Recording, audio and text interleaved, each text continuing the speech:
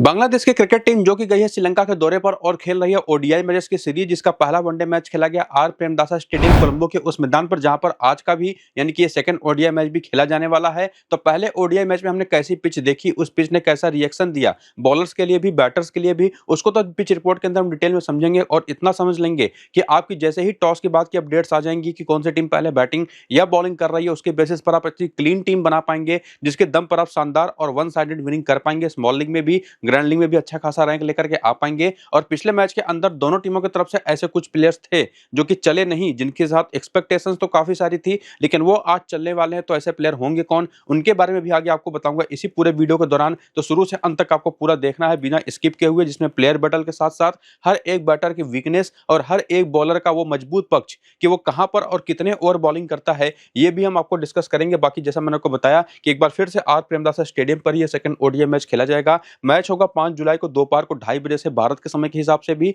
और वहां की लोकल टाइम के हिसाब से भी, जो कि टाइमिंग में कोई अंतर है नहीं। तो एक डे नाइट वनडे मैच खेला जाएगा, जहां पर हमने देखा जो पहला मैच भी था इसी सीरीज का, जो श्रीलंका और बांग्लादेश का हुआ, वो 2 जुलाई को हुआ था 2025 में ही, यानी कि डे नाइट मैच ही था। यह भी 2:30 बजे से ही शुरू हुआ था, जहां पर श्रीलंकन टीम ने पहले बैटिंग करी और जो कि उम्मीद थी ठीक वही उन्होंने किया। बैटिंग करी, पहले टॉस जीतने के बाद 244 रन बना करके टीम ऑल आउट हो गई। वहां पर पेसर्स ने काफी शानदार काम किया और पिछले वीडियो में भी आपको मैंने बताया था कि कौन से पेसर हैं, स्पेसिफिकली तस्कीन अहमद का नाम लेकर के आपको मैंने बताया था। और प्लेयर बैटल में भी समझाया था कि क्यों श्रीलंकन प्लेयर्स यहां पर तस्कीन अहमद के खिलाफ काफी दिक्कत में आने वाले हैं। और तस्कीन अहमद को आपको मैंने ग्रैंड लीग की टीमों के लिए कप्तान के रूप में भी बहुत अच्छा ऑप्शन सजेस्ट किया था। तो वहां पर अगर आप देखें तो तस्कीन अहमद की 4 विकेटों के दम पर, उसके अलावा तंजीम हसन साकिब ने भी 3 विकेट लिए, तो टोटल 7 विकेटें पेसर्स ने ली, 2 विकेटें स्पिनर्स ने ली। जैसी ये पिच रिएक्ट करती भी है पहली इनिंग के बॉलिंग के दौरान, हमेशा बहुत ही अच्छी और बेहतरीन पिच यहां पर मानी जा सकती है। इसको पावर प्ले के दौरान ही 50 के स्कोर पर 3 विकेटें गिर गई थी 10 ओवर में। लेकिन उसके बाद जब बांग्लादेश की टीम बैटिंग करने उतरी तो 167 के स्कोर पर ऑल आउट हो गई, जहां पर वालिंदु हसरंगा ने कमाल की बॉलिंग की अपनी स्पिन बॉलिंग के दम पर, और इवन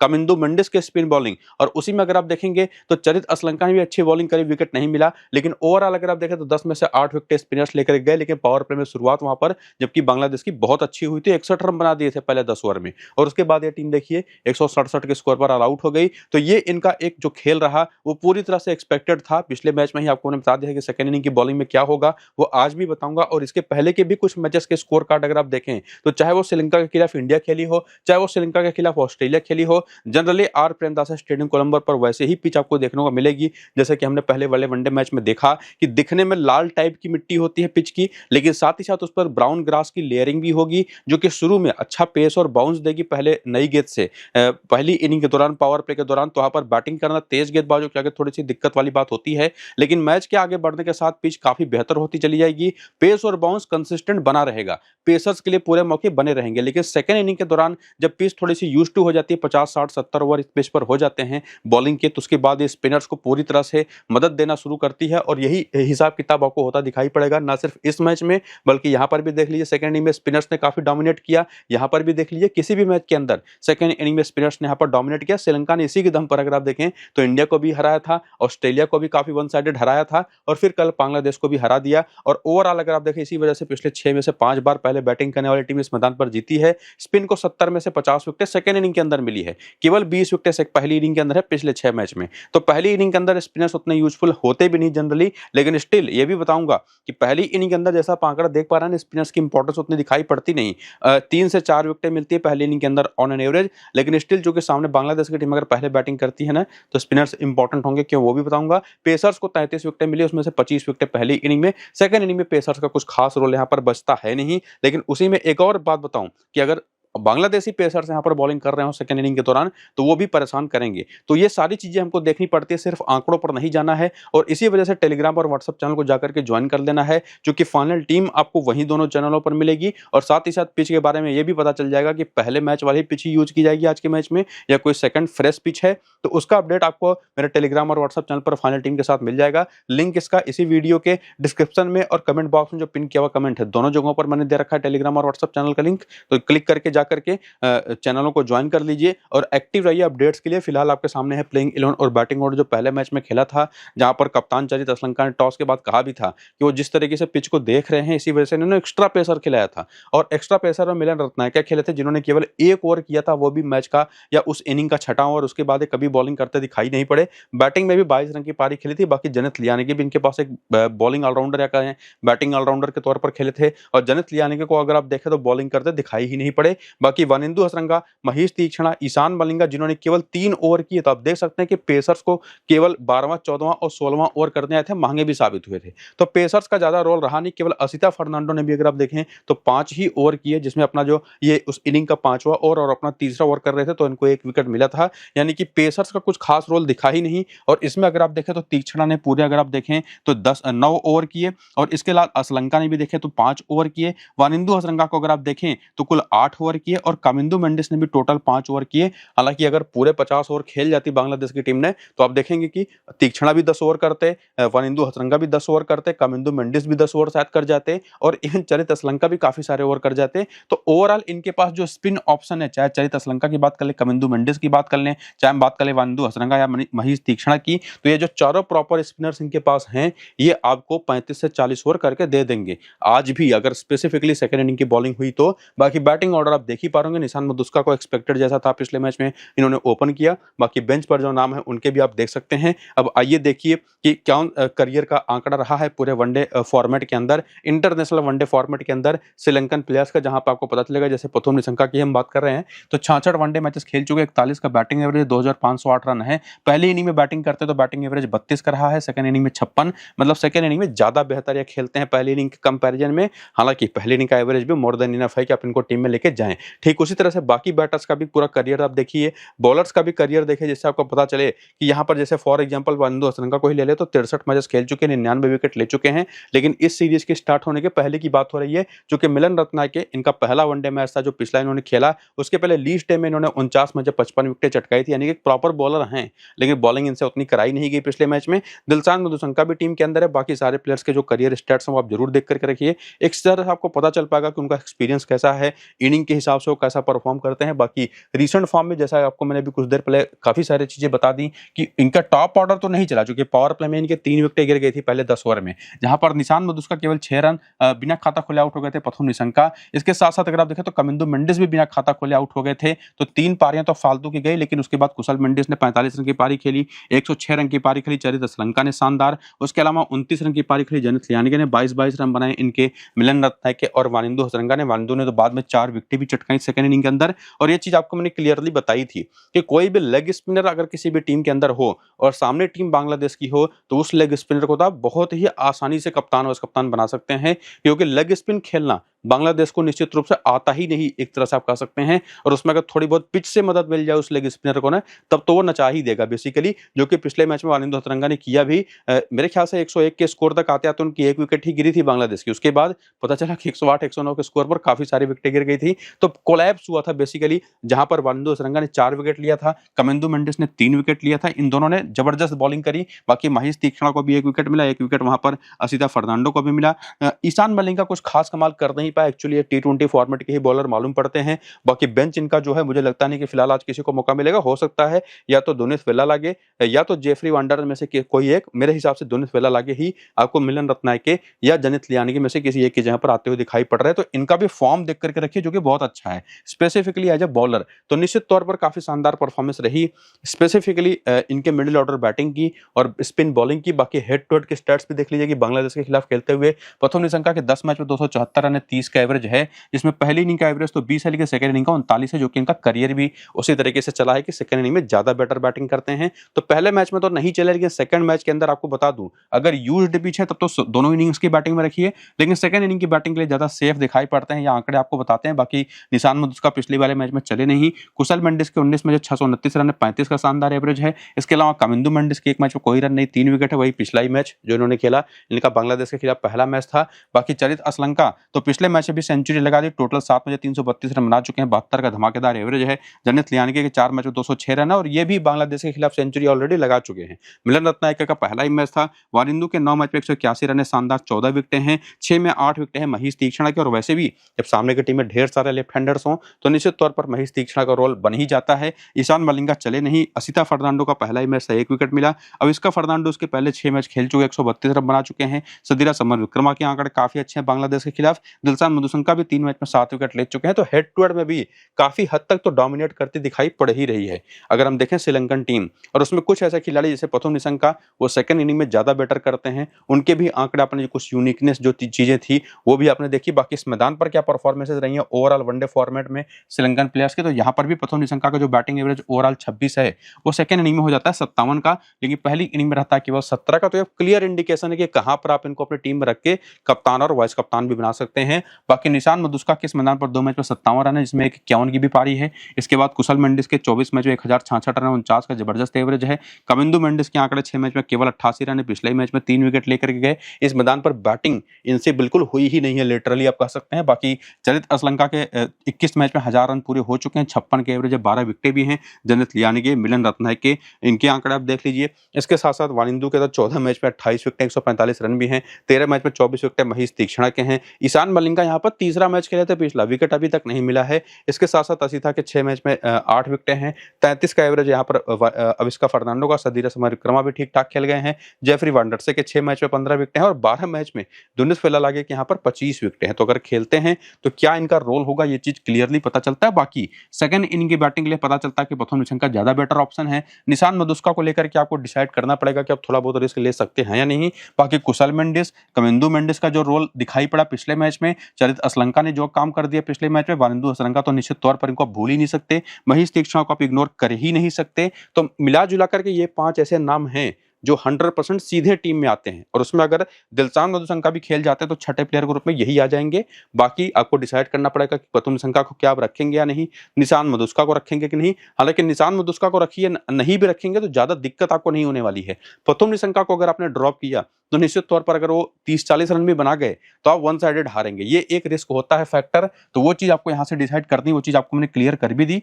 बाकी किसी के साथ आपको कोई ज्यादा दिक्कत है नहीं, जो बाकी प्लेयर्स उसमें से किसको पिक करना है वो तो आपको मैंने क्लियर कर ही दिया है।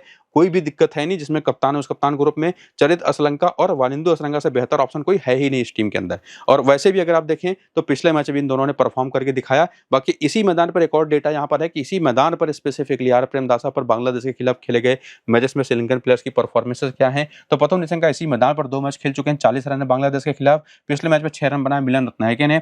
इसी मैदान पर कुशल मेंडिस 5 मैच 233 रन बना चुके हैं, 54 के हाईएस्ट स्कोर के साथ बांग्लादेश के खिलाफ। कमिंदु ने जो पिछले मैच में परफॉर्म किया वही है। चरित असलंका 2 मैच में 116 रन है। जनित लियानगे, मिलन रत्नायके का पहला ही मैच था पिछला वाला। महेश तीक्ष्णा ऑलरेडी इस मैदान पर 2 मैच खेल करके 4 विकेट ले चुके हैं, 2 मैच खेल करके 5 विकेट ले चुके हैं। वारिंदू बांग्लादेश के खिलाफ, और बाकी प्लेयर्स में सदीरा समर विक्रमा इस मैदान पर 1 मैच खेल करके 93 रन बना चुके हैं।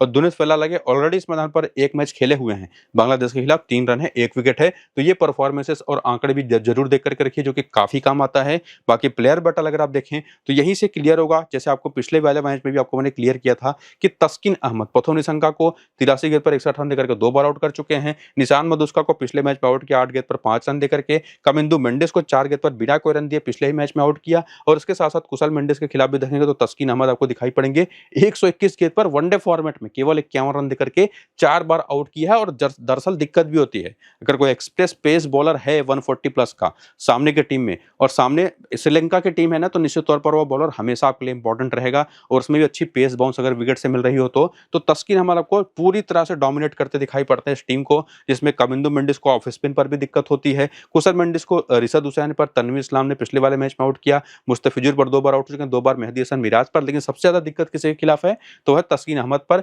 बाकी आंकड़े यहाँ पर पथुम निशंका के भी देख लीजिए। तंजीम हसन पर, तस्किन पर तो आउट होते हैं, तंजीम हसन साकिब भी इनको 3 बार आउट कर चुका है, जिसमें से पिछले वाले मैच में इन्होंने आउट किया था। बाकी एक बार मेहदी हसन मिराज और मुस्तफिजुर पर भी आउट हो चुके हैं। और उसके साथ साथ ये भी आपको क्लियर हो रहा है कि मुस्तफिजुर ऐसा नहीं कि पिछले मैच में नहीं चले तो आज के लिए भी बेकार ही साबित हो सकते हैं। निश्चित तौर पर उनका नाम भी आपको बार-बार दिखाई पड़ेगा। बाकी चरित असलंका, इनको तंजीम हसन साकिब ने ही फाइनली आउट किया पिछले वाले मैच में, 2 बार आउट ऑलरेडी कर चुके हैं। बाकी तस्किन अहमद पर दिक्कतें इनको भी रही हैं। बाकी जनित यानी कि तंजीम हसन साकिब पर और नजमुल हसन संटो पर पिछले वाले मैच में आउट हुए थे एक बार। बाकी अविस्का फर्नांडो, वानिंदु हसरंगा के भी प्लेयर बैटल के आंकड़े आप देख सकते हैं। तो कौन से बॉलर इंपॉर्टेंट हैं इस टीम के खिलाफ, श्रीलंका के खिलाफ स्पेसिफिकली, वो भी चीज हमको दिखाई पड़ गई। बाकी अब बांग्लादेश की टीम आपको दिखाई पड़ेगी, इनका प्लेइंग 11 और बैटिंग ऑर्डर, जिसमें इनके कुल टोटल 6 बॉलर यूज किए गए पिछले वाले मैच में, जिसमें अनएक्सपेक्टेड था, नजमुल हसन संटो ने भी बॉलिंग कर दिया ऑफ स्पिन, कुल टोटल 4 ओवर की, अपने पहले ही ओवर में विकेट भी लेकर के गए थे। मैच का 32वां, 34वां, 44वां और 47वां ओवर इन्होंने किया और बेसिकली स्पिन को थोड़ी बहुत हेल्प मिल रही थी और उसी वजह से इनको बॉलिंग कराया भी गया। और मुझे लगता है कि आज इसी वजह से रिशद हुसैन भी जरूर खेलेंगे प्लेइंग 11 के अंदर। बाकी तस्किन के ओवर्स आप देख लीजिए, तंजीम हसन साकिब के ओवर्स देख लीजिए, मेहदी हसन मिराज और तनवीर इस्लाम, ये इनके 4 और मुस्तफिजुर को भी मिला ले तो 5 मेन बॉलर हैं। Minimum on an average 8 over के राउंड आपको करते दिखाई पड़ेंगे। उसमें अगर रिशद हुसैन भी खेल गए तो आपको छठे बॉलर ग्रुप में या 5वें बॉलर मेन बॉलर ग्रुप में आपको बॉलिंग करते दिखाई पड़ेंगे, जिसमें ओवर्स आपको तब मेहदी हसन मिराज के कम होते दिखाई पड़ सकते हैं। ये सारा इंपॉर्टेंस आपने देखा प्लेयर का। इसके बाद करियर के आंकड़े देख लीजिए, इसको वीडियो को रोक करके इसके बाद आइए रीसेंट फॉर्म देखिए कि कैसे फॉर्म में है, पिछले मैच में परफॉर्मेंस क्या है, जिसमें आपने देखा ही कि तंजीद हसन ने तो 62 रन की पारी खेली, लेकिन उसके बाद एक लिटरल कोलैप्स हुआ जहां पर परवेज हुसैन इमाम केवल 13 रन बना पाए, 23 रन बना पाए। वहां पर नजमुल हसन संटो, लिटन दास बिना खाता खोले आउट हुए, 1 रन बनाए तौहीद हरदोई ने, मेहदी हसन मिराज खाता नहीं खोल पाए, 51 रन की पारी खेली जाकिर अली ने, तंजीम हसन साकिब, ये तो सारे बॉलर ही हैं तो उनसे उतना एक्सपेक्टेशन रखनी बेमानी है बेसिकली, लेकिन बॉलिंग करते हुए इन्होंने 3 विकेट, इन्होंने 4 विकेट चटकाई तस्किन अहमद ने, जो एक्सपेक्टेड भी था इन दोनों से। बाकी बैटिंग में तंजीद हसन और साथ ही साथ वहां पर जाकिर अली के जो विकेट कीपर बैटर हैं उन्होंने बेहतर काम किया, जिसमें निश्चित तौर पर नजमुल हसन संटो भी हैं जो ऑलरेडी अच्छे फॉर्म में थे, 23 रन की पारी भी खेली, 1 विकेट भी लेकर के गए। और साथ ही साथ बेंच पर जैसे देखा तो रिशद हुसैन हैं जो कि ओवरऑल अच्छे फॉर्म में है, बैटिंग भी अच्छी खासे कर लेते हैं और मुझे लगता जरूर है कि रिशद हुसैन आज के इस मैच में खेल जाएंगे। और बाकी अगर आप देखा तो मुस्तफिजुर को विकेट जरूर नहीं मिला, लेकिन बॉलिंग अच्छी करी इन्होंने, इसके पहले भी बढ़िया फॉर्म में थे। उसी तरह से बाकी प्लेयर्स का भी रिसेंट फॉर्म आप जरूर देख करके रखिए। निश्चित तौर पर यह बात तो पक्की है कि इस तरीके के विकेटों पर डोमिनेट तो श्रीलंका की ही टीम करेगी, लेकिन टॉस का भी बड़ा रोल है, जिसमें आप जाकर के हेड टू हेड के भी स्टैट्स देख लीजिए बांग्लादेशी प्लेयर्स के कि श्रीलंका के खिलाफ वनडे क्रिकेट में किया क्या इन लोगों ने। ओवरऑल तंजीद हसन के 4 मैच 155 हो चुके हैं, 84 का हाईएस्ट स्कोर है। पिछले मैच में परवेज हुसैन चले नहीं, नजमुल के 6 मैच 365 122 का हाईएस्ट स्कोर है, 1 विकेट है। तो चाहे नजमुल हसन संटो की बात कर लें और चाहे बात कर लें एक जबरदस्त डिफरेंशियल ऑप्शन की जो कि है तौहीद हरदोई, ऑलरेडी श्रीलंका के खिलाफ काफी सारे रन बना रखे हैं दोनों ने। हालांकि तौहीद हरदोई भी पिछले मैच में नहीं चले, नजमुल हसन संटो ने तो फिर भी 23 रन बना दिए थे। लिटन दास के आंकड़े ओवरऑल हमेशा से खराब रहे हैं और बाकी परवेज हुसैन का आपने देखा ही, तंजीद हसन भी बेहतर करते दिखाई पड़े हैं इस टीम के खिलाफ। बाकी मेहदी हसन मिराज के ओवरऑल 18 में 97 रन है, 21 विकेटें हैं, हालांकि पिछले मैच में नहीं चले, लेकिन सेकंड इनिंग के बॉलिंग के लिए इंपॉर्टेंट रहेंगे। जाकिर अली ने अपने पहले ही मैच में 51 बना दिए, तंजीम के 4 मैच में 10 विकेट हैं, तस्किन के 14 मैच में 26 विकेट, कमाल के आंकड़े दोनों के। और साथ ही साथ मुस्तफिजुर के भी 15 मैच में 23 विकेटें हैं, जिसमें ज्यादा बेहतर इस सेकंड इनिंग की बॉलिंग में करते हैं हमेशा श्रीलंका के खिलाफ। तो ये चीज हमको दिखाई पड़ती है और पता कैसे चलता है कि जो 15 मैच में 23 विकेटें हैं उसमें से 14 विकेटें सेकंड इनिंग की बॉलिंग के दौरान है, जहां पर स्ट्राइक रेट केवल 20 का है। मतलब ऑन एन एवरेज अगर आप देखें तो अगर पूरे 10 ओवर सेकंड इनिंग के अंदर एक करते हैं श्रीलंका के खिलाफ तो 20 हर 20वीं गेंद पर इनको विकेट मिलता है, यानी कि 3 विकेट लेकर के जाते हैं। वहीं पर पहली इनिंग की बॉलिंग में स्ट्राइक रेट है 42 का, जो कि 9 विकेटों के साथ आता है। मतलब कि 1 से 2 विकेट मैक्सिमम से मैक्सिमम 2 मैचेस खेलेंगे तो 3 विकेट लेकर के जाते हैं पहली इनिंग की बॉलिंग के दौरान श्रीलंका के खिलाफ। तो ये सारे आंकड़े भी काफी बड़ा रोल प्ले करते हैं। अगर आप अपनी टीम में इसको यूज करें, ग्रैंड लीग की टीम बनाते हो तो निश्चित तौर पर बहुत ही बढ़िया रोल इसका प्ले होगा। बाकी वेन्यू के स्टैट्स भी आप देख लीजिए, यहाँ पर भी आपको तौहीद हरदोई, संटो ने तो पिछले मैच पहला बार खेला, बाकी तंजीद हसन के 2 मैच 75 रन है। मेहदी हसन मिराज इस मैदान पर नहीं चले हैं कभी, 6 मैच पे 94 रन है, 3 विकेटें हैं। और उसमें अगर आप देखें तो जाकिर अली का पिछला मैच पहला मैच था, तंजीम हसन के 2 मैच में 5 विकेट हैं, तस्किन के 2 मैच में 7 विकेट हैं, तनवीर इस्लाम का पहला ही मैच था पिछला वाला, मुस्तफिजुर के भी 4 मैच में 7 विकेट है इस मैदान पर।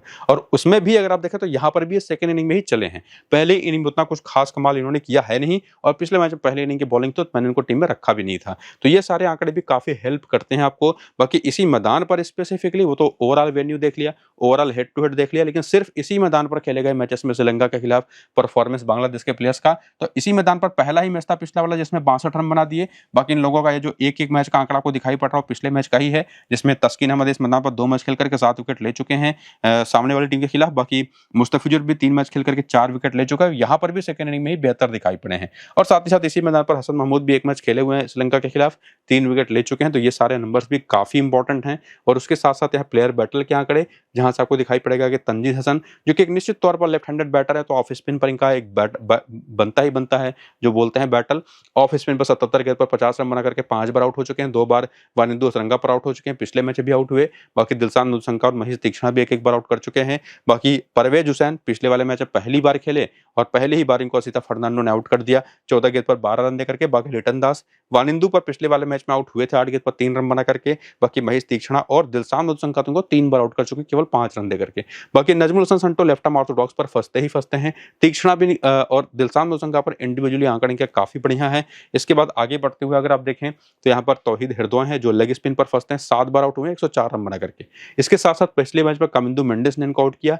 बाकी महेश तीक्ष्णा भी 1 बार आउट कर चुके हैं। मेहदी हसन मिराज के आंकड़े स्पिनर्स के खिलाफ बहुत ही पुअर है, स्पेसिफिकली वानिंदु हसरंगा पर तो 4 बार आउट हुए, केवल 11 रन बना करके।